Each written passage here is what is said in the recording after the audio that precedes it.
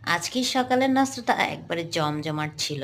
আজকের সকালের নাস্তা ছিল খুদের ভাত, ডিমের ভাজি, বেগুন ভর্তা, সিম ভর্তা, আলু ভর্তা আর সাথে লেবু।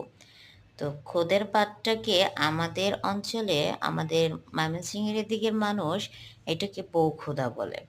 ঠিক আছে? আবার অনেক জায়গায় খুদের ভাতও বলে। তো আমার কাছে কেন জানি বউখুদাটা বলতে ভালো লাগে। তো এবার আমি খাওয়াটা শুরু করে দিব।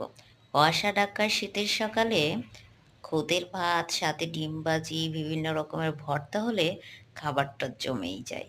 কি বলেন? আমার মতো কার কার খুদের ভাত পছন্দ? শুটকির ভর্তা, আলু ভর্তা, ডিম ভাজি, বিভিন্ন রকমের শুটকির ভর্তা দিয়ে, মরিচ ভর্তা দিয়ে কার কার খুব ভালো লাগে খুদের ভর্তাটা খেতে? খুদের ভাতটা খেতে? আমাকে কমেন্টসে জানাবেন। তো আমার ভিডিওটা ভালো লাগলে চ্যানেলটা সাবস্ক্রাইব করে দিয়ে চ্যানেলের সাথেই থাকবেন।